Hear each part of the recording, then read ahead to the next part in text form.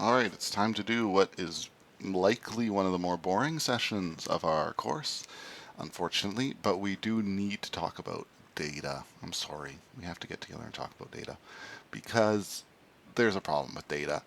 Data is always a tough thing to get. Data is a hard thing to put together, and when you're first getting started with maps, data is a real nightmare to try to understand. Latitude and longitude may not be familiar to you. You may not really understand the term polygon, multi-polygon, line, string, point. What's going on here? GeoJSONs. There's just like so much weird terminology going on. And I'm not going to be able to give you a full breakdown in this one section. This isn't a course on mapping data. It's really a course on interactivity in Leaflet, but I still feel the need to at least throw a little bit at you in terms of some tools you can use, or just places you can get familiar with data a little bit, and make sure you know some of the basic terms in case you haven't encountered them before. So let's head into data. It is crucial. I am constantly underlining this to my clients because people have big ideas, but they usually underestimate just how complicated it is to actually handle and work with data. And I do this in my own projects. I've had projects where I've simply want to find, let's say, the numbers of a famous restaurant chain in every state. And you have to make sure you actually have that data properly. Are you going to just have the uh, restaurant chain go by its city, or do you want to find its actual street address? How do you find those coordinates of each of the addresses? Do you have to run that through some kind of service? Then once you do that, how are you going to run a calculation to find out which ones are in which areas? And how are you going to get the areas, the states themselves, in order to check that? So all these little pieces are underestimated because we're used to just how amazing we analyze things with our data online. We don't appreciate just how much work goes into it. Of course, I say that as a mapper because I don't get enough respect. Here we are with the GeoJSONs, shapefiles, there's KMLs, there's every kind, GPX, there's like so many different types of file formats for geographical data. And there's a lot of helpful tools out there to help you move stuff between them, find them. A lot of it is a little painful because you just really have to do a lot of searching around to find good data. But I wanted to show you a little bit. We're going to go over a couple of quick tools. There's geojson.io. There's a nice tool called Rewind GeoJSON. Another one, MapShaper and GeoJSON Lint. And a couple possible sources of data that you may want to use, such as governments, APIs, your own spreadsheets, or on an enterprise solution, it's probably coming in from a lot of live data or a lot of different places. We're not really going to look at spreadsheets in enterprise, but you could imagine a spreadsheet as, just a list of addresses or a list of coordinates attached to a little bit of information. And the enterprise solution is obviously very complex, but it is some ways combines some aspects of the government type data and the API type data. And what I mean by that is that when it comes to spreadsheets and a lot of the data we get out of the government, this is kind of static data. It's a type of data that is, for instance, the shapes of the states or the shapes of the provinces of Canada. I'm from Canada. And the thing about that is that maybe that changes like historically, like every 50 years there's maybe a change in one of these boundaries, but relatively it's very static. You can just get that data, put it on your map, and it's basically just going to sit there. As opposed to something that comes from what's called an API, and an API is short for Application Programming Interface. It basically means a little spot on the internet where you can get information about like live information about something. So, for instance, Twitter has an API feed that allows you to get a little bit of information out of it. So if we go to Twitter API, I have this just saved with the place information, just because I was going to show this to you. That Twitter has like this API that shoots out information about current tweets going on, and currently what are people tweeting about? What are the hashtags? Where are they tweeting from? All this kind of stuff. And you can actually access this information, get live what information about some place is being tweeted, or a lot of other things that are geographical.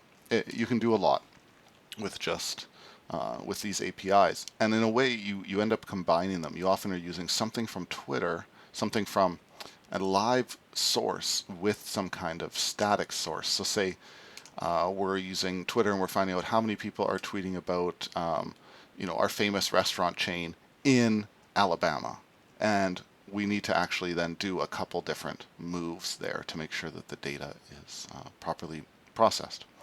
So we're not going to go into a lot of the data processing and the more complicated how would you get it out of Twitter. That's not for this course. Do leave a comment or send me a note if you're interested in that course. I'll gladly make it. But what we're going to be doing is just basically working with very simple data in this course, just enough to do a lot of testing. And for that, we're going to be using GeoJSONs primarily. But just before we do, why don't we look up real quickly, say we want boundaries of 50 states, America.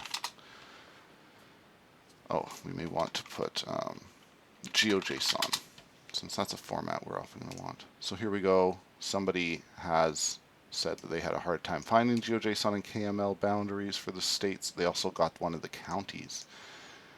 They said they could get shape files from this place. So there is the United States Census Bureau, which obviously has some good data, and they apparently somewhere on this site will have shapefile data, which is a different type of format, and you could convert them. He has a tool here. This is the MyGeo tool. This is quite a good one. There's also a tool called mapshaper.org, which I quite like. You can drag in your files here, your shape files, and export them in a variety of formats, whether it's shape files or GeoJSONs, other things. Now you can simplify them as well in order to make them smaller if that's something you need. Again, this might fly over your head if you're a bit new to data, but these are terms that you're going to run into, and you may want to bookmark some of these tools. So mapshaper.org is a good one. So in this case, if we wanted to find these GeoJSONs, you can see here that they have US outline, US states, US counties. So I kind of want the US states in a GeoJSON, and it's actually just loaded right into the browser. You can see it's like a piece of code here, and my computer is just kind of handling that right now. And what we'll actually do is we'll download that. There it is, and we'll just save this link as GeoJSON. Save it right in there. And it looks like it saved to JSON. And I'm going to drag it into Mapshaper here. And just import it. And there you can see, it's kind of weird, there's no real map, but that's because boundaries doesn't really matter if they're actually a map. So that was a GeoJSON I imported in here. I could also import a shapefile. You can see I can simplify that, and if I really need to make this smaller, there's a simplify tool and an export tool. Another way to quickly check the boundaries is another great tool is GeoJSON.io, and this is quite handy because you can also draw boundaries and get an active GeoJSON out of it, including doing points, and it will be added here to your GeoJSON. So and this is a good opportunity to just talk a little bit more about GeoJSON, since that's a format that we are mainly going to be using throughout this course. You can see here coordinates. There's usually a latitude and a longitude, or sometimes a longitude and a latitude, because different mapping systems have unfortunately been built by programmers, not cartographers, and they sometimes mixed up latitude and longitude. So you just have to get used to using a format that is official like this. And in these cases, I believe it is usually longitude and then latitude. You will occasionally see GeoJSONs in different formats, unfortunately, because people have built different mapping platforms to adapt slightly. But I just say, if you're building from scratch, just use GeoJSON.io. You're going to get a nice GeoJSON out of it. And in it, you can see that there's a feature collection. That's the name of the whole GeoJSON, or just that's what you have to give this type. And then there's a list, an array of features, and each of these features has a type feature. Again, it's a little redundant, but you have to put it. And in properties, you can add custom information, such as name of this point to this place. I can add a name to the property, and then the geometry, which has a type that actually is not redundant. In this case, it's a polygon. And then a coordinates list in a variety. It's basically a list of coordinates that draw the boundaries of that polygon. And you can see for point, it's a little simpler. We just have one set of coordinates with the point and another set of coordinates with the point. I could also add custom information here. So this is just a nice tool for getting used to GeoJSON and kind of inspecting it easily, making new ones. I could also copy the GeoJSON that I got from here, the text, paste it in, and it would show me the whole GeoJSON immediately, which is pretty handy. Now there's another tool that is just a little bit useful to use, and I have that tool over at my own website. And this is just a new specification has occurred recently in GeoJSON, so that a lot of the ones you'll find online are going to have a problem.